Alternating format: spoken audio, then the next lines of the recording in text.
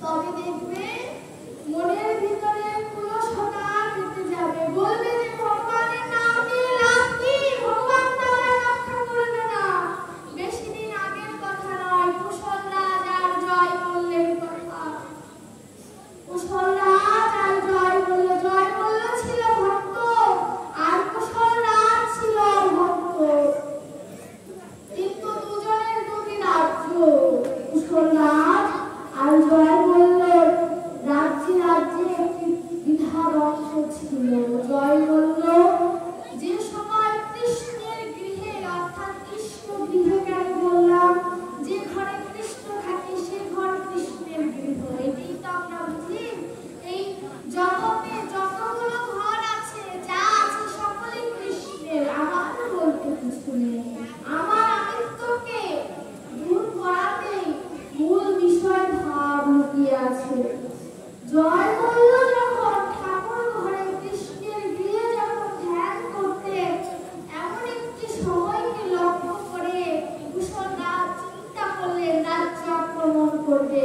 তাহলে জয় মল্ল আর যুদ্ধ করতে পারবে না, তিনি রাজ্যকে দখল করতে পারবেন। কিন্তু জয় মল্ল বাবা আমার এত ধার্মিক ছিল, এত ভক্ত ছিল, যে যখন কুশল রাজ রাজ্যে রাজ্য দখল করতে, ভগবান স্বয়ং বিগ্রহ থেকে বের হয়ে রাজ্য যোদ্ধা হয়ে যুদ্ধ করেছে, একা হয়ে সকল যোদ্ধাকে তিনি পরাজয় করেছে। কুশল রাজ রাজ্যে ফিরে গেলেন। রাজ্যে ফিরে যে চিন্তা করলেন যে এমন কোন যোদ্ধা রয়েছে জয় মল্লের কাছে আমার জানতে হবে, যে একা এই সকল যোদ্ধাকে তিনি হারিয়ে দিলেন। সেটাই এই জগতে নয় কথা, তিনি এমনই একজন যোদ্ধা, তাকে যদি কেউ কৃষ্ণ নামের ভক্তি দিয়ে বাঁধতে পারে, স্মরণে তিনি একাই হারিয়ে দিতে পারে। এই জগৎ থেকে তাকে নিজের আপন করে দিতে পারে। জয় মল্লের কাছে জিজ্ঞাসা করলেন কুশল রাজ নিজে এসে, জয় মল্ল, আমি তোমার রাজ্যে এসেছিলাম তোমার সাথে চতুরতা করার জন্য, রাজ্য দখল করার জন্য, কিন্তু একটি যোদ্ধা এসে আমাকে পরাজিত করলো। সেই যোদ্ধাকে কুশল রাজের কথা শুনে জয় মল্ল আশ্চর্য হয়ে গেলেন। চিন্তা করলেন যে আমি তো কোনো যোদ্ধা পাঠাইনি। তিনি ঘোড়াশালায় গেলেন, দেখলেন একটি সাদা ঘোড়া ঘরমাত্র, অর্থাৎ ঘেমে গেছে, রাজারে যুদ্ধ করেছে। তিনি চিন্তা করলেন যে কোন যোদ্ধা এমন পালোয়ান আছে যে কুশল রাজের সকল যোদ্ধাকে একা পরাজিত করেছে। তার ভজন শেষ হয়নি, তিনি দুবেলা গোবিন্দের কাছে ভজন করতে যেতেন। কি আশ্চর্য বিষয়, সন্ধ্যাবেলা যখন সন্ধ্যা আরতি করতে গিয়েছে, দেখে আমার গোবিন্দের শরীরে কত হয়ে গেছে, রক্ত বের হচ্ছে, তিনি ঘরমাত্র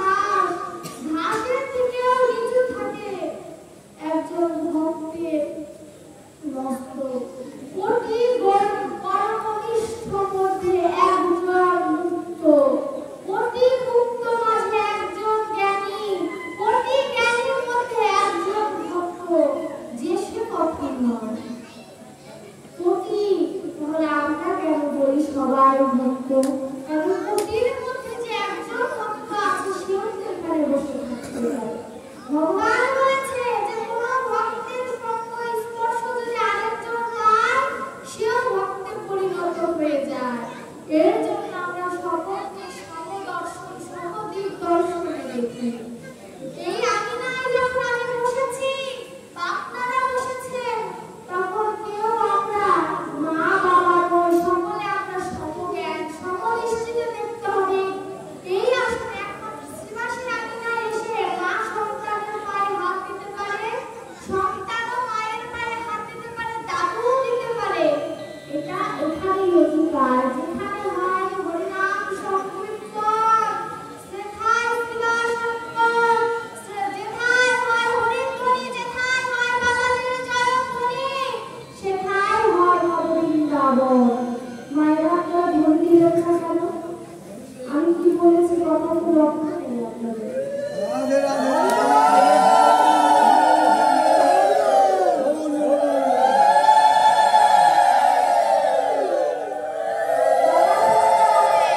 আমি যা বলেছি যে আপনারা ধ্বনি দেন না, এই ধ্বনিতে পাঠকের উৎসাহ বাড়ে। ধ্বনিতে কাকে ডাকা হয়? জুলুর ধ্বনিতে রাধারানী আসে, আর রাধারানী যখন আসে তখন গোবিন্দ একা থাকতে পারে না। তখন বাবারা যখন জয়ধ্বনি দেয় তখন নিতাই গৌর পঞ্চ পার্শ্বদ সকলে আসে। আর যারা উলুধ্বনি দেয় না, শাস্ত্রে কি বলে জানেন? তারা পরের জন্মে কি হয়ে জন্ম নেয়? কুমির হয়ে জন্ম নেয়। একমাত্র কুমিরের জীবন। আর যারা হাত তোলে না, তাদের পরের জন্মে গোবিন্দ তাদের হাত দেবে না। যারা কৃষ্ণ পথে চলে না, গোবিন্দ তাদের চরণ দেবে না। যারা কৃষ্ণ পথে শোনে না, তাদের সঠিক কর্ম দেবে না। যারা এই ধূপকাঠি দেওয়া উচিত না, এখানে দেওয়া উচিত সুবা। এটার গন্ধ যারা দিতে পারে না, তাদের নাসিকা দেবে না। বলতে পারে নাসিকা তো সবার আছে, কিন্তু নাসিকায় কি সঠিক গ্রাম প্রয়োজন দিতে পারে? এই আমার কথাগুলো তো শুনতে হবে, আমি কি বলছি। এই আসনে বসে এখানে তো বললে বলে ঠিকিতাম বাড়ির কথা বলে যারা, তাদের ঠিক। যারা এই বৃন্দাবনে এসে উলুধ্বনি জয়ধ্বনি দেয় না, তাদেরকে ঠিক। যারা বৃন্দাবনে এসে ঘুমায়, তাদেরকে ঠিক দেয় তারা। এই খোল করতা এটার মধ্যে পঞ্চতত্ত্ব, শিক্ষ অদ্বৈত করতা নিত্যানন্দ ভক্তি শ্রীবাস প্রেম গদাধর, যেই নাম সেই চৈতন্য মহাপ্রভু। পঞ্চতত্ত্ব এই নামের মধ্যে লুকিয়ে আছে। এটা ওই জায়গা নয়, তুমি কেমন আছিস সেটা বলো। এই জায়গাটা হচ্ছে ভজন করার জায়গা। ভজন করতে হবে, ভক্তি আনতে হবে।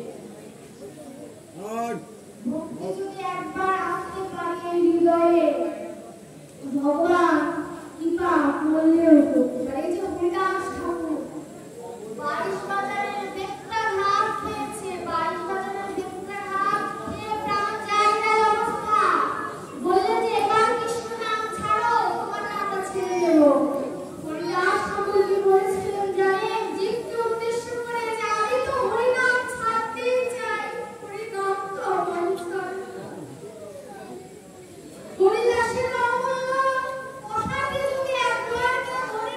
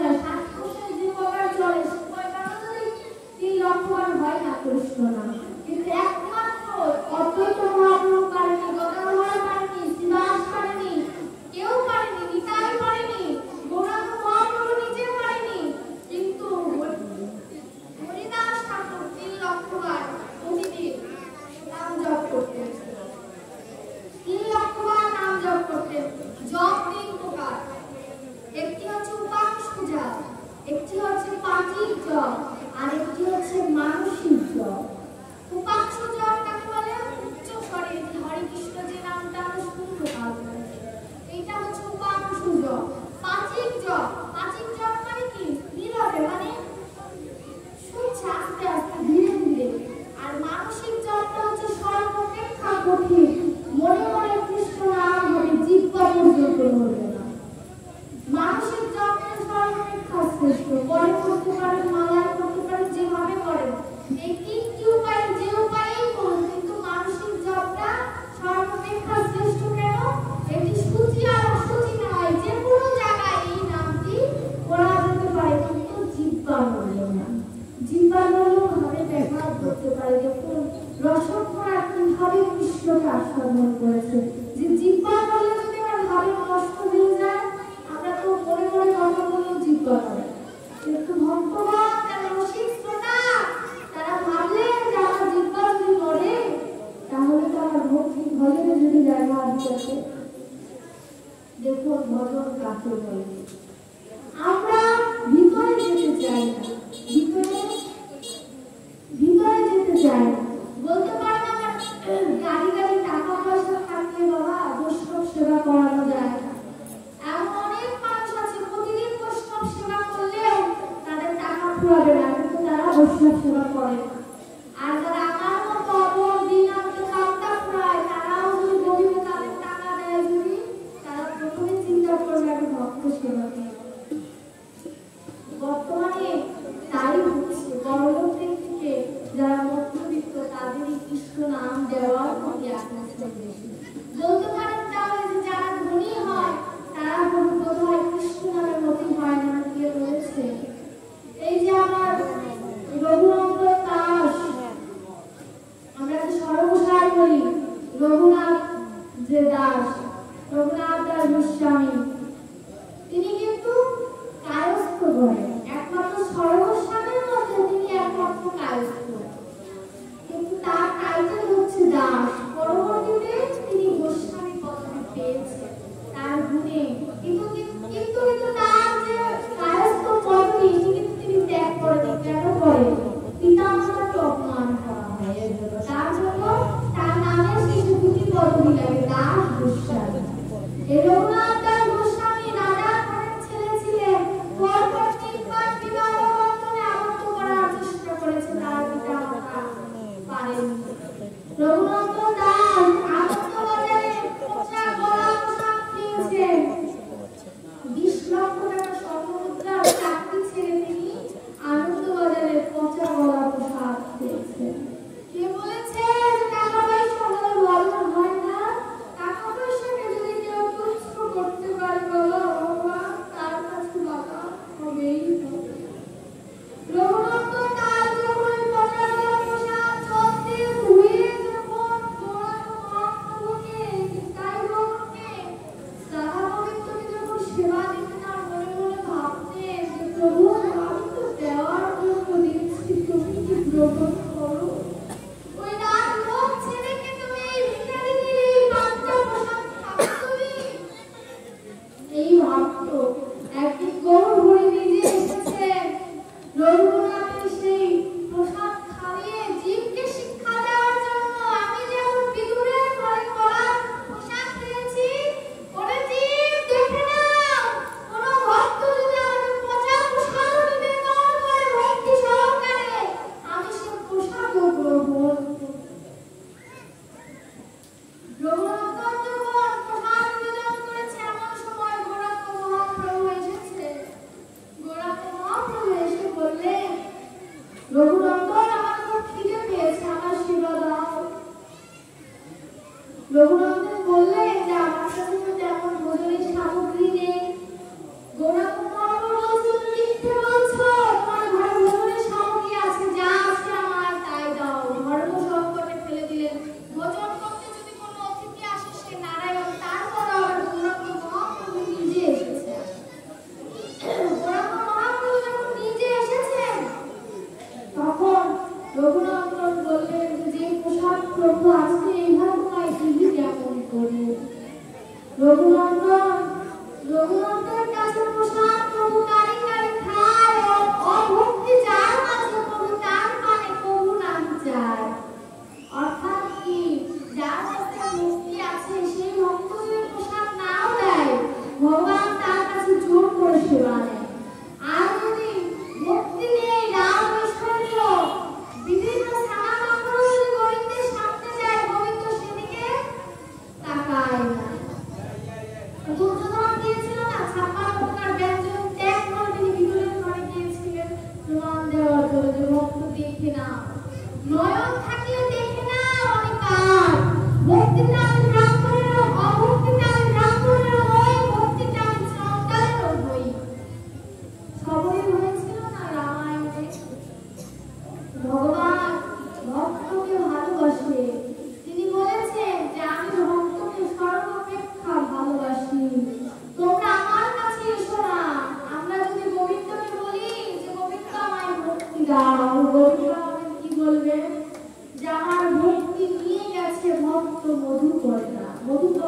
ভ্রমণ